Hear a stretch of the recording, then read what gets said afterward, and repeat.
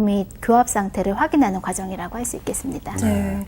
자, 제가 또 개인적인 경험을 하나 꺼내볼까 하는데 네.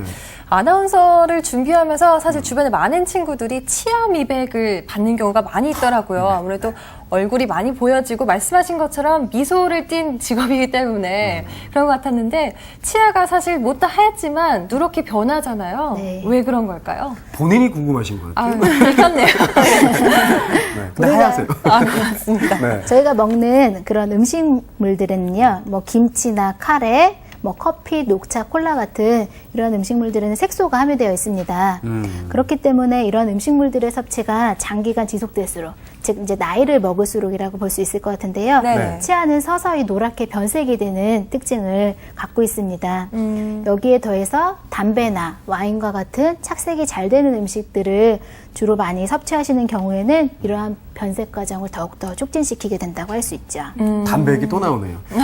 네, 건강에도 좋지 않지만 저는 금연한 지 오래됐습니다. 그렇군요. 네. 예. 건강에도 좋지 않지만요. 또 치아색도 변색이 된다고 하니까요. 이참에 금연하시죠. 예, 그리고 또 치아 미백 같은 경우는 미백제를 사용한다고 들었는데 네. 미백제 바르면 혹시 잇몸에는 손상이 가지 않을까요? 잇몸에는 잇몸을 보호하기 위한 전처리를 미리 시행하고 이제 미백은 시행하게 되고요. 네. 그 미백제 자체는 치아에만 적용이 되기 때문에 그런 걱정은 많이 하지 않으셔도 될 것 같습니다. 그렇다면 이 치아 미백의 방법에는 어떤 것들이 있을까요? 네, 치아 미백에는 크게 전문가 미백하고요, 예. 자가 미백으로 나누어 볼 수가 있을 것 같아요.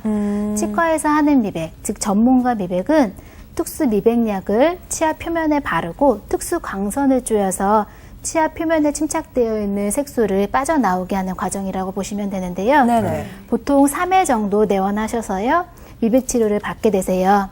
네. 전문가 미백은 약제의 농도가 상당히 높기 때문에 빠른 시간 안에 많은 효과를 볼 수 있는 방법이라고 하실 수가 있습니다. 이 치아 미백은 남녀노소 관계없이 누구나 받을 수 있는 겁니까? 물론 이제 그런 제한이 있는 건 아닌데요.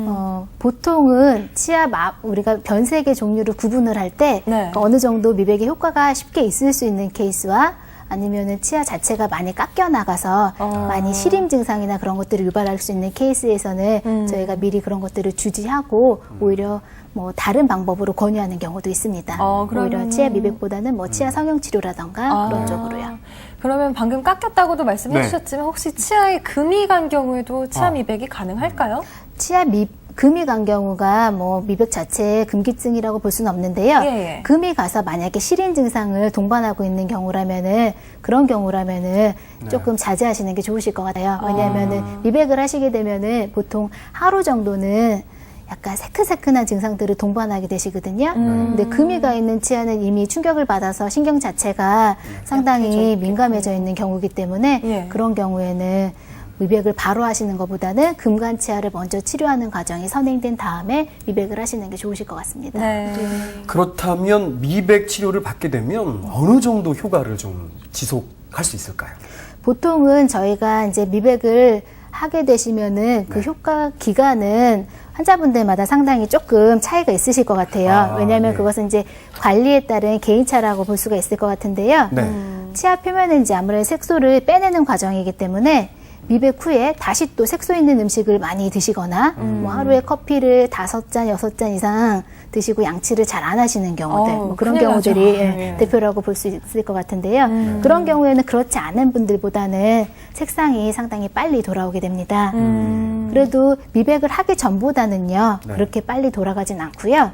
눈에 띄지 않게 한 단계 정도 좀 어두워지는 정도이기 때문에 보통 양치 관리를 잘 하시고 그러시는 경우라면은 크게 차이를 느끼실 수는 없으세요. 근데 하지만 이제 그 효과를 조금 더 오랫동안 유지하기 위해서는 1년에 한두 번 정도 저희가 터치업이라고 표현을 하는데요. 네. 자가 미백이나 병원에 와서 전문가 미백을 조금 더 간단한 과정으로 한 번씩 추가해 주신다면 조금 더 오랫동안 하얀 치아를 유지하실 수 있을 것 같아요. 예. 원래부터 치아가 하얀 분들이라면 뭐 상관이 없겠지만 정말 누렇게 변색되신 분들 중에 뭐 간혹 스케일링을 한다거나 아니면 칫솔질을 열심히 하면 치아가 하얘지지 않을까 하는 바람을 갖고 계신 분들도 맞아요. 계실 예. 것 같은데요. 실제로 치아 미백의 효과가 있나요?